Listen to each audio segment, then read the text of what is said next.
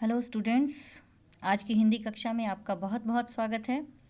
तो स्टूडेंट्स, हमारा जो चल रहा है टॉपिक वो है पद परिचय। पद परिचय के इस टॉपिक में हम क्रिया विशेषण तक कर चुके थे, अर्थात विकारी शब्द और अविकारी शब्द में हम अविकारी शब्दों के विषय में बातचीत कर रहे हैं और अविकारी शब्दों में क्रिया विशेषण इससे पहले वाले वीडियो में मैंने आपको करवाया था। आज हम कर रहे हैं उससे अगला अव्यय शब्द है संबंध बोधक शब्द। ये संबंध बोधक शब्द क्या होते हैं?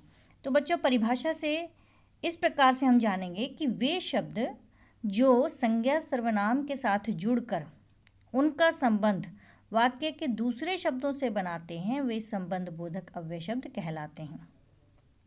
कहने का अर्थ क्या है बच्चों कि एक वाक्य का संबंध दूसरे शब्द से किस प्रकार का है। जो शब्द इस प्रकार के जो है बातों का बोध कराते हैं और संबंध बताते हैं वाक्य के दूसरे शब्दों से, वो संबंध बोधक शब्द कहलाते हैं। जैसे कि राम आज विद्यालय में बीमारी के कारण अनुपस्थित रहा। अब यहाँ पर जो है के कारण जो है ये वाला जो शब्द है ये संबंध प्रकट कर रहा है कि राम आज विद्यालय में बीमारी के कारण अनुपस्थित रहा। अब इसका संबंध जो है मतलब उसके विद्यालय न आने का जो कारण रहा वो बीमारी रहा, तो इसका संबंध इससे बता रहा है। उसकी अनुपस्थिति का संबंध जो है बीमारी है, इसके कारण से जो है वो अनुपस्थित रहा, तो इसका अर्थ क्या है? ये है संबंध बोधक शब्द जो कि संबंध बता। का के की जहाँ पर भी आ जाते हैं वो संबंध को प्रकट करते हैं। का के की या रा रे री, ये आपने हमेशा उसमें पढ़ा होगा। जो ये कारक हम करते हैं, कारक में परसर्ग किस प्रकार से लगते हैं। तो संबंध कारक में परसर्ग लगता है के, तो यहाँ पर जो है का के की जहाँ पर भी आ जाएगा और उसके साथ जो शब्द लगा है उसके नीचे अंडरलाइन होगा, तो ये अंडरस्टूड है कि ये अव्यय शब्द संबंध बोधक शब्द है। दूसरा है परिश्रम के बिना सफलता नहीं मिलती। अब यहाँ पर भी क्या है कि किसके बिना सफलता नहीं मिलती? परिश्रम के बिना, यानी कि सफलता मिलने का जो एक महत्वपूर्ण जो कड़ी है वो है परिश्रम। तो परिश्रम के बिना सफलता नहीं मिलती, तो के बिना जो है ये संबंध बोधक शब्द है। तो इसको इससे जोड़ने का जो है संबंध ये के बिना कर रहा है। तो यहाँ पर आप क्या बताएंगे? यहाँ पर जो ये क्या है? संबंध बोधक अव्यय शब्द। अब इसके अंदर बच्चों कभी भी लिंग, वचन, पुरुष, कारक ये कुछ नहीं बताने होते। अगर आपसे पूछा जाता है कि आपके वाक्य जो है इस प्रकार से दिया है और उस वाक्य में के कारण या के बिना के नीचे अंडरलाइन दिया हुआ है, उसको रेखांकित किया गया है और आपसे ये पूछा गया है कि इसका पद परिचय दीजिए, तो आपने क्या करना है? इसका पद परिचय किस प्रकार से देंगे कि ये जो है जो शब्द है ये संबंध बोधक अव्यय शब्द है। संबंध बोधक अव्यय शब्द, और ये संबंध बोधक लिख के इसको ब्रैकेट में, यहाँ पर ब्रैकेट में इसके साथ ही अगर आप अव्यय लिख देंगे तो ये अंडरस्टूड है कि ये जो है अव्यय शब्द है और इसका कोई भी लिंग वचन नहीं होता। अव्यय का अर्थ ही अविकारी होता है, और जहाँ पर अविकारी शब्द हो जाएगा वहाँ पर वैसे भी उसका कोई भी लिंग वचन पुरुष जो है नहीं होता, क्योंकि उसके अंदर कोई परिवर्तन ही नहीं होता। अविकारी शब्दों में या अव्यय शब्दों में कोई परिवर्तन न होने के कारण वो लिंग वचन कारक के अनुसार बदलते नहीं हैं। इसलिए आपने उसका व्याकरणिक परिचय केवल और केवल इतना देना है कि ये संबंध बोधक शब्द है, ब्रैकेट में अव्यय कर दें उसके, बस ये इसका व्याकरणिक परिचय होगा। उसके बाद यहाँ पर परिश्रम के बिना सफलता नहीं मिलती, इसके नीचे भी आप यही लिख देंगे संबंध बोधक शब्द ब्रैकेट में अव्यय शब्द, यानी अंडरस्टूड है कि यहाँ पर जो है इसका कोई भी परिचय और इसके अतिरिक्त नहीं है। अगला, इसके अंदर जो शब्द होते हैं वो किस प्रकार से होते हैं? संबंध बोधक अव्यय शब्द में कौन कौन से होते हैं? के साथ, के कारण, के बिना, के सामने, के आगे, के पीछे, की अपेक्षा, के चारों ओर, के ऊपर, के नीचे, इस प्रकार के शब्द जो हैं संज्ञा या सर्वनाम शब्दों के साथ जुड़कर उनका संबंध किससे बताते हैं? वाक्य के दूसरे शब्दों से बताते हैं। यानी कहते हैं मेरे घर के पीछे एक कुआं है, के पीछे लग गया। मेरे घर के सामने एक मंदिर है, तो के सामने जो है ये संबंधबोधक शब्द है। कि रीना जो है मीना की अपेक्षा अच्छा गाती है, तो यहाँ पर जो है की अपेक्षा आ गया। मेरे घर के चारों ओर बगीचा है, तो ये के चारों ओर जो है यहाँ पर चारों और का मतलब होता है तरफ। इसमें की तरफ भी लग सकता है, की तरफ भी जो है संबंधबोधक शब्द होता है।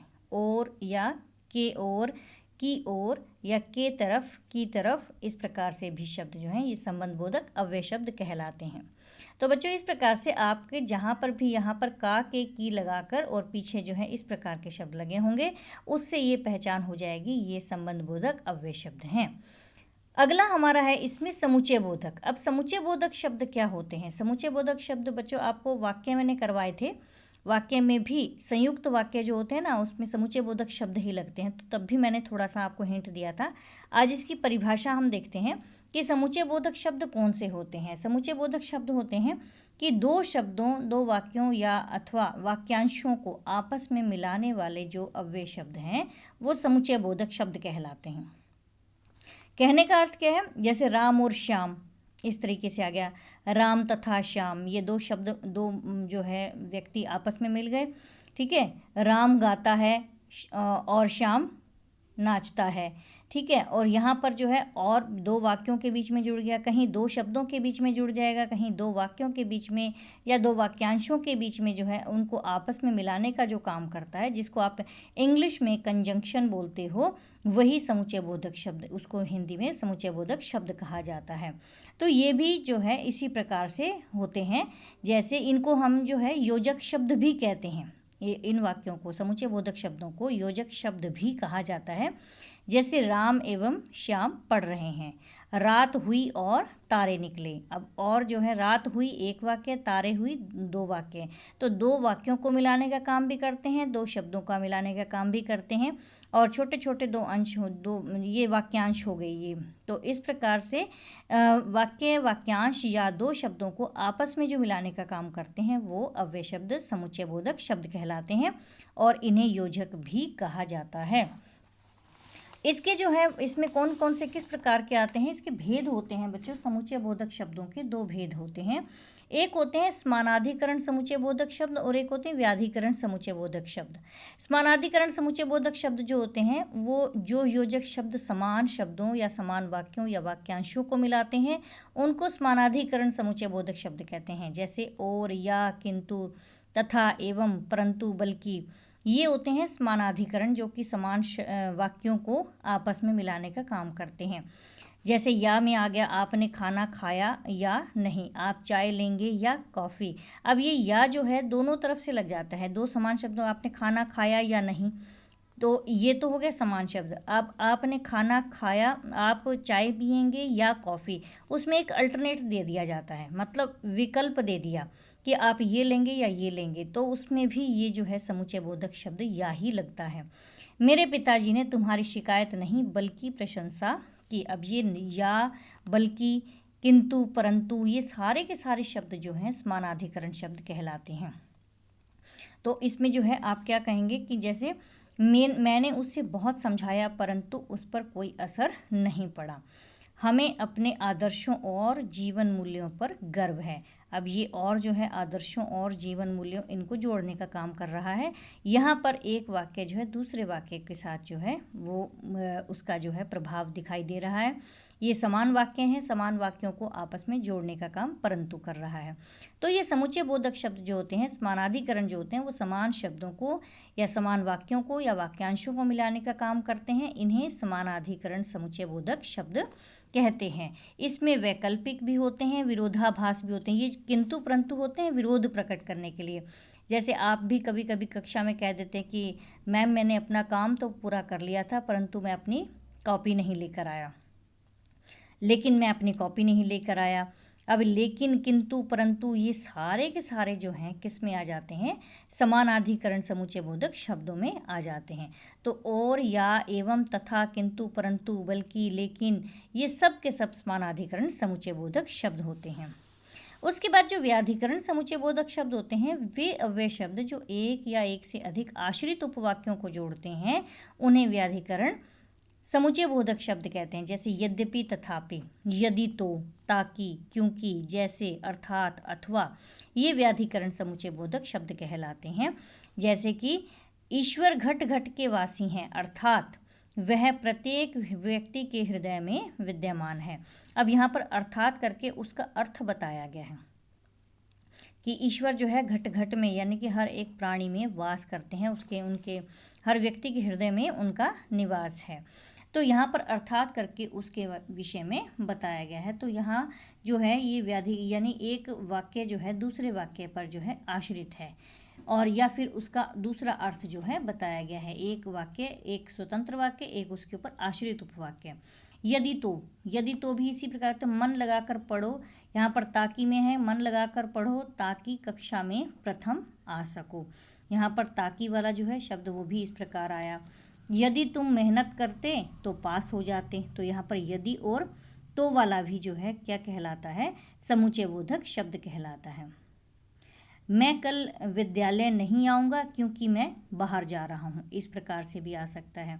तो जैसे अथवा, अब दो आपको ऑप्शन में भी दे दिया जाता है अथवा करके कि आप ये करें अथवा ये करें। जैसे दो पत्र दे दिया आपको, उसके बीच में अथवा लगा होता है अक्सर, तो ये अथवा जो है शब्द वहाँ पर व्याधिकरण समुच्चय बोधक शब्द को के विषय में बताता है।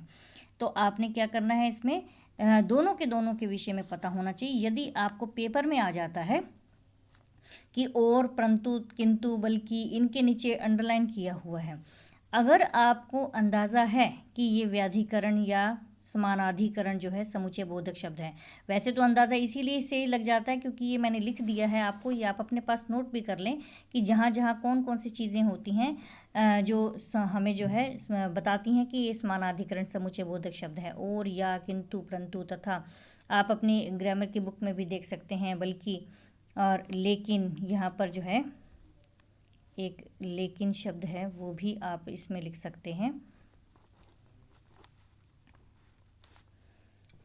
या, किंतु, परंतु, एवं, तथा, बल्कि, लेकिन, ये सारे के सारे जो शब्द हैं समानाधिकरण समुच्चय बोधक हैं। अगर आपको नहीं पता है कि ये समानाधिकरण है या व्याधिकरण है तो आप पेपर में समानाधिकरण व्याधिकरण मत लिखिए, आप केवल और केवल अंडरलाइन किए हुए उसका व्याकरणिक परिचय सिर्फ इतना नीचे लिख दीजिए कि समुच्चय बोधक शब्द ब्रैकेट में अव्यय शब्द, जैसे कि हमने पहले वाले उसमें किया था। यहाँ पर भी आप जो है उसमें क्या लिख देंगे, समुच्चय बोधक शब्द है ये और अव्यय शब्द है। और परंतु भी, जैसे ये परंतु है, यहाँ पर भी आपने क्या लिखना है, समुच्चय बोधक शब्द लिख दिया, समुच्चय बोधक और शब्द, और इसके ब्रैकेट में आप लिख देंगे अव्यय। तो इससे ये अंडरस्टूड है कि इतना ही इसका परिचय है परंतु का। तो ऐसे ही और, एवं, तथा, किंतु, परंतु, या, लेकिन, बल्कि, ये जितने भी हैं समुच्चय बोधक शब्द, उनके नीचे आपने परिचय इतना ही देना है। कोई लिंग नहीं बताना, कोई वचन नहीं बताना, कोई पुरुष नहीं बताना, कुछ भी नहीं बताना। ऐसे ही यद्यपि, तथापि, यदि तो, ताकि, क्योंकि, जैसे, ये वाले सारे के सारे शब्द भी आपके कौन से होंगे, व्याधिकरण समुच्चय बोधक शब्द हैं। लेकिन यदि आपको नहीं पता है तो आप केवल और केवल इनके नीचे समुच्चय बोधक शब्द लिखकर आप उसका परिचय दे देंगे अव्यय शब्द। और अब जो है हमारे पास एक और बचता है जो इसके नीचे है, वो है विस्मय आदि बोधक अव्यय शब्द। बहुत छोटा सा, इसकी पहचान भी हो जाती है। इसकी परिभाषा से हम पहचानेंगे, हर्ष, शोक, आश्चर्य, घृणा, प्रशंसा आदि ये भावों को प्रकट करने वाले जो शब्द होते हैं, ये अविकारी शब्द जो हैं विस्मय आदि बोधक अव्यय शब्द कहलाते हैं। जहाँ पर जो है हम इस प्रकार से इसका एक्सक्लेमेटरी साइन यानी कि विस्मय आदि सूचक जो है चिन्ह लगा होता है, उसको चिन्ह को लगाने से जो है हमें वैसे ही अंदाज़ा हो जाता है कि ये विस्मय आदि बोधक शब्द है। तो आहा कितना सुंदर नज़ारा है, अरे तुम कब आए, यहाँ पर जो है क्वेश्चन मार्क लग गया। वाह तुमने कितना मधुर गीत गाया है। अब यहाँ पर अरे, वाह, आहा, उफ या शाबाश, सावधान, छी या इस प्रकार के जो शब्द होते हैं ना, ये सारे के सारे जहाँ घृणा को, प्रशंसा को, आश्चर्य को, शोक को, हर्ष को, इन भावों को प्रकट करते हैं वो अविकारी शब्द कहलाते हैं। तो ये बच्चों अविकारी शब्दों की पहचान भी आपने जो है इसके नीचे भी ऐसे ही लिख देना है कि ये विस्मय आदि बोधक शब्द है और ब्रैकेट में इसके अव्यय शब्द लिखकर केवल इसका परिचय इतना देना। अगला है निपात। तो निपात होता है बच्चों की जब कभी हम किसी बात पर विशेष रूप से बल देते हैं ना, उसको हम निपात कहते हैं। यानी किसी अपनी बात पर, किसी एक बात पर जो है हम बल दे रहे हैं या बलपूर्वक उसको कह रहे हैं। जैसे कि जो अव्यय शब्द वाक्य में किसी शब्द या पद के साथ लिखकर उसके अर्थ में विशेषता उत्पन्न करते हैं, अथवा जब हम किसी बात को विशेष रूप से बल देते हैं या विशेष रूप से बल दिया जाता है किसी बात पर, उसे हम निपात कहते हैं। जैसे कि वह दिल्ली ही जा रहा है, यानी कि दिल्ली ही जा रहा है का मतलब दिल्ली ही जाना है, उसको और कहीं नहीं जाना। तो यहाँ पर ये जो है विशेष रूप से इस बात पर बल दिया गया है कि दिल्ली का ही उसका प्रोग्राम है, दिल्ली ही जा रहा है वो। तो ये ही जो है निपात है। तुम भी जा सकते हो, केवल 100 रुपये मिलेंगे। अब ये केवल मात्र, कभी कभी आप जो है उस पर लिखे होते हैं, प्राइस लिखे होते हैं कि मोबाइल फ़ोन पर केवल 14,999 रुपये या मात्र 499 रुपये होते, 1 रुपये कम करके वो मात्र 499 रुपये लगा देते हैं। तो यहाँ पर केवल, मात्र, सिर्फ, भर, भी तो है कि मैं तो जा ही रहा हूँ, तुम भी साथ चलो। तो और भी, ये भी क्या है, सारे निपात शब्द हैं। तो बच्चों निपात के जितने भी शब्द हैं यही आते हैं, ही, भी, केवल, सिर्फ, भर या तो, ये जितने भी शब्द हैं वो सारे के सारे निपात में आएंगे। इनसे मिलते जुलते बच्चों मैं आपको कुछ एक वाक्य दे रही हूँ और आप कोशिश करिएगा इन वाक्यों को, जो कि गत परीक्षा में पूछे गए थे। ये मेरे पास एक पुस्तक है, मैं इसमें से जो है ये वाक्य आप लोगों को दिखा रही हूँ और ये आप वाक्य जो है करने का प्रयास करेंगे। इसमें पद परिचय देना है आपने।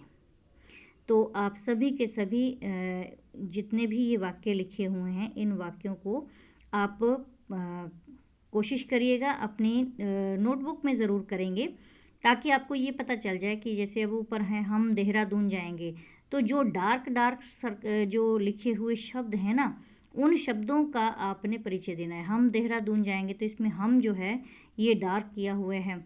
बीरबल अकबर के मंत्री थे, तो अकबर डार्क है इसमें, वह इस दुख को नहीं सह सकेगा, दुख जो है इसमें डार्क कलर में है। तो यहाँ पर जो है आपने बच्चों ये पूरे के पूरे जो है ना वाक्य, ये वाक्य जो है आपको मैं प्रैक्टिस के लिए दे रही हूँ। और आप जितना भी हमारा टॉपिक था पद परिचय का, वो निपात पे आकर जो है समाप्त हो जाता है। विकारी शब्द जो हैं वो हमने किए थे संज्ञा, सर्वनाम, विशेषण और क्रिया। और उसके पश्चात हमने जो किए अविकारी शब्द, वो किए क्रिया विशेषण, संबंध बोधक, समुच्चय बोधक, विस्मय आदि बोधक और निपात। तो ये 5 जो थे हमारे पास, जो हमारे थे वो अविकारी शब्द थे, जो कि जिसका टॉपिक आज जो है समाप्त हो गया है।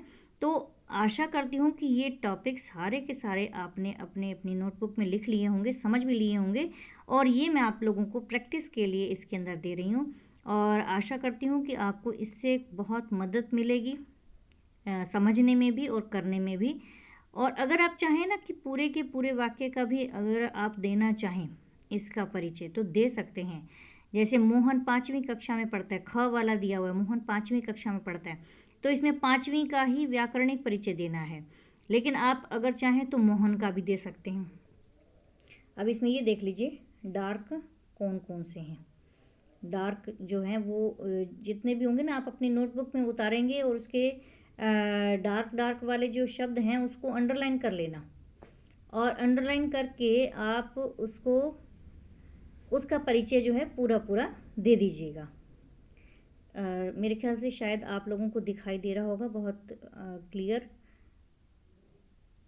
हाँ, तो यहाँ पर बच्चों सभी को दिखाई दे रहा है कि कितने क्लियर दिखाई दे रहे हैं। जो शब्द जो हैं डार्क है ना, आपने केवल और केवल उनके विषय में ही बताना है कि ये इसका परिचय क्या है, पद परिचय क्या होगा। ठीक है, तो उम्मीद करती हूँ बच्चों कि आपको ये टॉपिक क्लियर हो गया होगा। अगर फिर भी कोई किसी भी प्रकार का आपको इसमें प्रॉब्लम आ रही हो कोई समस्या हो तो आप कमेंट बॉक्स में लिख कर मुझसे ज़रूर पूछ लीजिएगा। मुझे इंतज़ार रहेगा और मुझे ये भी बताइएगा कि आप इसको कितना समझ पाए हैं और कौन सी ऐसी चीज़ है जो आप नहीं समझ पाए हैं, और हो सकता है मैं आपकी इस समस्या को दूर करने में आपकी मदद कर सकूं। तो मिलते हैं हम अगली वीडियो में किसी एक नए टॉपिक के साथ। अब हमारा केवल एक ही टॉपिक रह गया है 10वीं कक्षा के विद्यार्थियों का, वो रह गया है एक तो वाक्य मैं करवा चुकी हूँ, रस भी हो चुके हैं हमारे, पद परिचय भी हो चुके हैं, और एक लास्ट जो टॉपिक रहता है वो हमारा रहता है वाच्य परिवर्तन का, जिसको हम अगली वीडियो में करेंगे। तो तब तक के लिए आपका बहुत बहुत शुक्रिया, बहुत बहुत धन्यवाद। आपने इस वीडियो को देखा, समझा और इसको साथ साथ किया भी। तो बच्चों, हम इस चैनल को जो है आप ज़रूर सब्सक्राइब कीजिएगा और साथ में इसको शेयर भी ज़रूर कीजिएगा कि बहुत से बच्चों की जो प्रॉब्लम्स हैं वो इन्हीं व्याकरण के टॉपिक को लेकर होती है, और बच्चों को भी आपके साथ साथ मदद मिलेगी। तो हम मिलेंगे अगली वीडियो में, तब तक के लिए बहुत बहुत धन्यवाद, शुक्रिया।